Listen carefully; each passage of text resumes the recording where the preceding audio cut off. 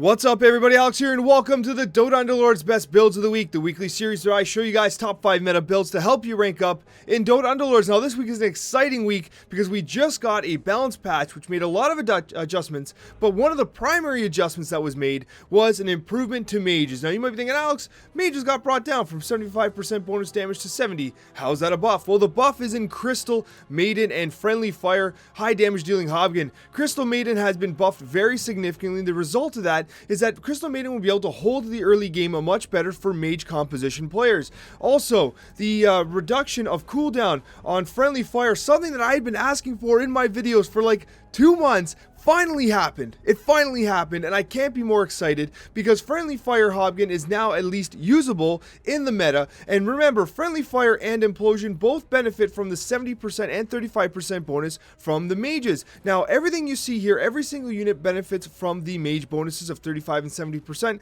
With Crystal Maiden securing your early game, it'll allow you to level very aggressively because that is a requirement for mage builds. You have to level into, level 7 and 8 because you need to pull your Keeper of the Lights and your disruptors to really make this build shine. Now in the early game you're not going to have access to Lich. You're going to have someone like the Ogre Magi, and your composition will look something like that probably, and then once you get the Lich you're going to pull out the Ogre Magi and of course put Disruptor in his position so he can get an early static storm cast. But overall guys, this is the top build of the week, and the second build of the week is a variant of mages. Alright guys, and the second build of the week has mages as well, as I mentioned just now, and the result is a build that is very well balanced for spirits. Now what you see here is you got your mage, you got your warriors, and you got your spirits. Now I wanted to include warriors here because I think warriors are in a good spot as well, and you're also seeing a lot of mages right now because while mages got buffed, people are trying them out, and they're good, they're fun, but the thing about mages is that, well, you gotta counter them somehow, and that 20% magic resistance, while it doesn't sound like a lot, it can add up.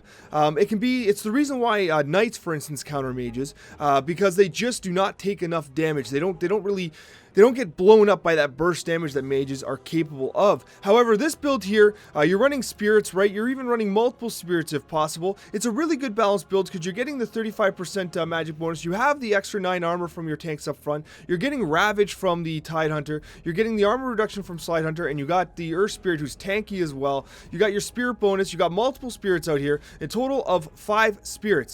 And what you got is you have double storm spirits. Do not rank them up to level 3. You don't want to 3-star these storm spirits. They are your primary activators for your Delta Slams. You want them zipping all over the place. You're looking for a Battle Fury on Ember Spirit. Overall, this is a very balanced build, one that I've been having a ton of success with, and realistically, it is extremely easy to get going. And remember, you do have to run Crystal Maiden because that extra mana is going to help your spirits get those Delta Slams off as soon as possible.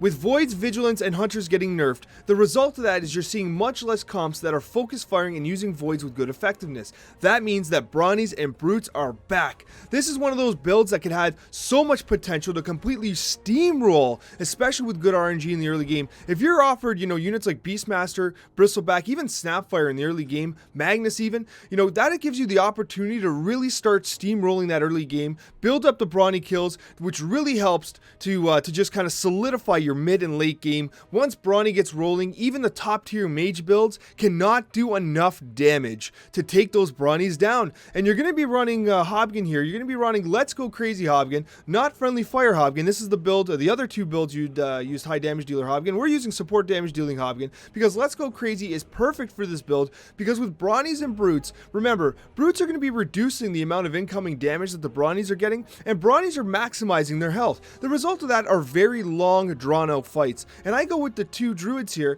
because with the Treant Protector, you're going to be healing everyone within 1 cell. The result of that is that you're going to have long drawn out fights, and Let's Go Crazy has great effect for that. Now the one unit that comes in late is Axe. Axe can literally go in for borderline anybody, any Brute, any Brawny. Look, you have a 1-star Doom, don't want him? Hey look, the composition stays the same. You want to take out Lifestealer because he's 1-star, look, the composition stays the same.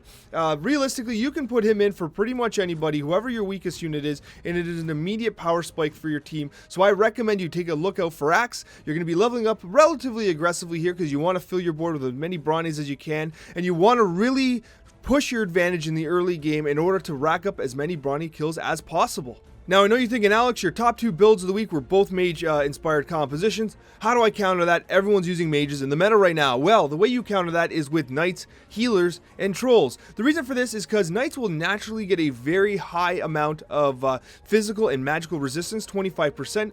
If you want, you could work skilled in here as well, but that makes it a little trickier because you're going to be really sacrificing some of your other synergies, because what you really want to do, you want to get to the 25% magical and physical damage reduction. And with your healing bonus, it's going to help to compensate for that extra 20% that scaled would have given you, because realistically, you're probably getting rid of two of your trolls in order to make room for your scaled. But the thing is, you're gonna have a really wide board in order to add skill, because you're probably adding Tidehunter and Slardar. It's gonna help with DPS as well, but realistically, I found that this build with the four trolls really helps Luna to really skyrocket in DPS. You're looking for the Mask of Madness for Luna. It is an item that really excels her in terms of the DPS charts. You'd be surprised. You're not seeing a lot of contention with knights right now, and it is one of the direct counters for mages, because mages just do not have the ability to blow them up.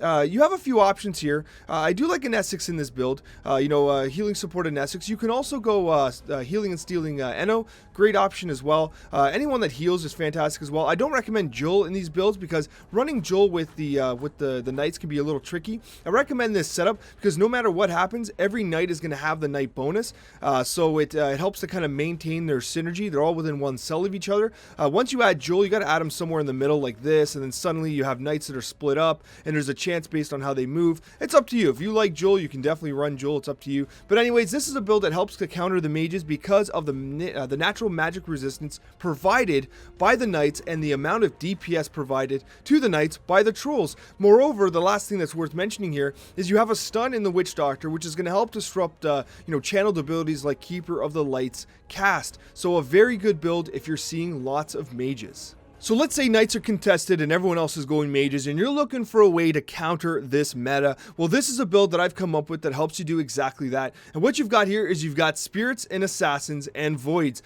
Now you're thinking, Alex, what are you trying to do here? Well, you're trying to counter pretty much everything. This is a funny build because basically if you see lots of mages, well, you're going to jump on top of them with your assassins. They're really, really weak. Keeper of the Light's going to cast in really weird directions because he's not going to be able to focus on, the bulk of your units, because these guys are going to be all over the place and Keeper's likely to hit one of the units on the back line and reduce his overall damage output. You're going to be blowing up those mages because they're pretty squishy. They got low HP. They don't have a lot of armor, and these guys are going to really do a ton of damage on them. The other thing that's going to happen is you're going to get your Delta Slams for any units in the middle. It's going to be silencing thanks to the Earth Spirit. Earth Spirit's going to, his Geomagnetic Grip is going to silence those mages as well. And if you're seeing lots of Brawnies or Brutes or Knights, well then you got the Void bonus here, which is going to counter those high HP units. So overall, this is a build that's kind of designed to like counter everybody. In terms of Underlord, you can pretty much go anyone. I like Eno in this build, all out attack Eno, because I really like the stun effect that he does. His all-out attack really puts a damper on like the Keeper of the Lights and other channeled abilities. You could very well go Jul as well, put him in there, help to maintain a front line, help to distract from the assassins. I don't recommend an Essex in this build. You could go damage support in Essex if you want, but realistically, I think that Eno or Jul are better options here. I don't think there's a version of Hobgen that works particularly well with this, because support damage dealing Hobgen, these guys won't survive long enough to really take full advantage of Let's Go Crazy. This is kind of like a glass cannon build. You want to blow up those mages or blow up those Brawnies and Knights before they get a chance to really extend the fight and burn you down. Anyways, guys, thank you so much for watching, and a very special thank you to all of my wonderful subscribers. Take care, everyone, and I hope that these builds help you find success in Dota Underlords.